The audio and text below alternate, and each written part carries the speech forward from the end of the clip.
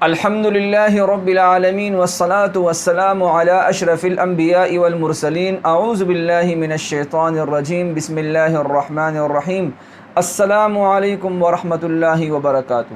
میں ہوں آپ کا دوست عرفان اللہ رحمانی۔ امید کرتے ہیں تمام دوست خیریت سے ہوں گے۔ رحمانی آفیشیل چینل میں تمام دوستوں کو خوش آمدید کہتے ہیں۔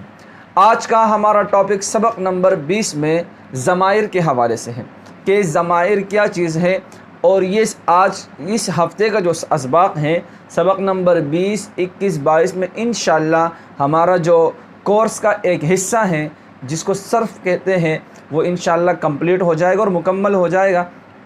اس کے بعد ہم انشاءاللہ آپ لوگوں کو دوسرا حصہ جو نحو کہلاتے ہیں وہ شروع کریں گے۔ لہٰذا اگر ابھی تک آپ نے ہمارا چینل سبسکرائب نہیں کیا ہے تو پہلے سبسکرائب کریں اور بیل کے بٹن کو بھی دبائیے تاکہ ہمارے نئی آنے والے ویڈیوز کی نوٹیفیکیشن آپ کو مل سکے۔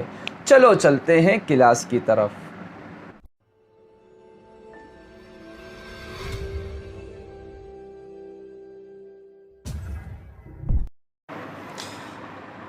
جی دوستو، آج کا ہمارا ٹاپک سبق نمبر 19 میں ضمائر کے حوالے سے ہے۔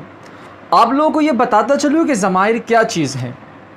ضمائر یہ ضمیر کی جمع ہے، اس کو مضمرات بھی کہتے ہیں۔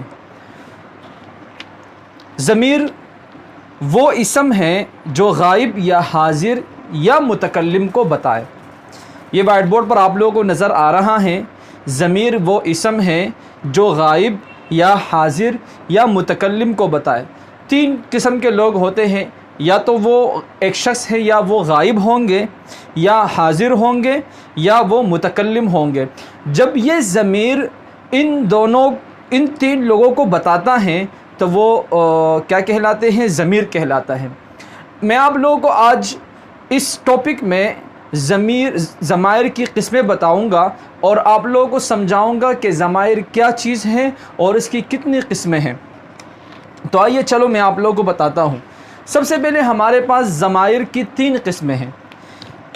یہ جو آپ لوگوں کو وائٹ بورڈ پر میں نے ایک نقشہ بنایا ہے، ایک ہے مرفوع، ایک ہے منصوب اور ایک ہے مجرور۔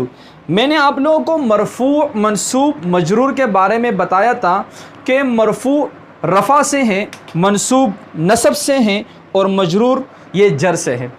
اب مرفوع رفع یعنی ضمہ پیش کو کہتے ہیں، اور منصوب یعنی نصب فتحے کو کہتے ہیں، اور مجرور یعنی جر کسرے یعنی زیر کو کہتے ہیں۔ اب یہ جو ضمائر ہیں یہ مرفوع، منصوب، مجرور ہوتے ہیں۔ پھر ان مرفوعات کی بھی قسمیں ہیں۔ مرفوع کی بھی 2 قسمیں ہیں۔ ایک قسم اس کا کہلاتا ہے مرفوع متصل، اس کو کہتے ہیں، اور دوسرا قسم ہے مرفوع منفصل، یعنی متصل کا مطلب ملا ہوا اور منفصل کا مطلب الگ یعنی جدا۔ متصل وہ مرفوع متصل جو فعل کے ساتھ وہ ضمیر ملا ہوا ہو، الگ نہ ہو بلکہ فعل کے ساتھ ضمیر ملا ہوا ہو۔ جس طرح ہم نے کہا لفظ فعلہ، فعلہ میں یہ جو فعلہ ہے اس میں ضمیر اس کے ساتھ متصل ہے اور وہ چھپا ہوا ہے، پوشیدہ ہے۔ جیسے ہوا، لفظ ہوا اس میں ضمیر ہے وہ پوشیدہ ہے اور اس کے ساتھ متصل یعنی ملا ہوا ہے۔ اسی طرح جو ضمیر منفصل ہے اس کا منفصل کا مطلب یہ ہے کہ الگ الگ یعنی جدا جدا۔ اس کی مختلف مثالیں آئے گی، میں انشاءاللہ آپ لوگوں کو سمجھاؤں گا۔ جس طرح ہوا، ہما، ہم مختلف، تو یہ گردانے ہیں، یہ اس کی مثالیں ہیں۔ اسی طرح منصوب، یہ جو منصوب ہے اس کی بھی 2 قسمیں ہیں، وہ بھی منصوب متصل اور منصوب منفصل کہلاتے ہیں۔ اور جو تیسرا ہمارے پاس مجرور ہے اس کا ایک قسم ہے، وہ ہے مجرور متصل، اور اس کا منفصل نہیں ہوتا، یعنی مجرور کا منفصل نہیں ہوتا۔ تو یہ میرے پاس کل 5 قسمیں ہو گئی۔ مرفوع کے بھی 2 قسمیں ہیں، مرفوع متصل اور مرفوع منفصل، اور منصوب کی بھی 2 قسمیں ہیں، منصوب متصل، منصوب منفصل، اور مجرور کی بھی 2 قسمیں ہیں، مجرور متصل، مجرور کی ایک قسم ہے مجرور متصل۔ تو یہ کل ملا کر یہ 5 قسمیں ہو گئی۔ پھر ہر ایک جو مرفوع متصل ہے اس کے بھی صیغے 14 صیغے ہیں۔ تو हर एक के 14 ज़माइर है, तो सीगे नहीं बल्कि ज़माइर हैं, तो मुत्तसिल के भी 14 ज़माइर हैं, मुनफसिल भी 14 ज़माइर हैं, मुत्तसिल मंसूबी मुत्तसिल के भी 14 हैं, मंसूबी मुनफसिल के भी 14 हैं, मजरूरी मुत्तसिल के भी 14 ज़माइर हैं। तो ये कुल मिलाकर 70 ज़माइर हो गए। ज़माइर का इस्तेमाल कुरान करीम में बहुत कसरत से हुआ है, तकरीबन कुरान करीम की हर सतर में इस्तेमाल होते हैं। इसलिए पहले अच्छी तरह ज़माइर नाम के साथ याद कराए जाए और फिर उनकी वजाहत की जाए।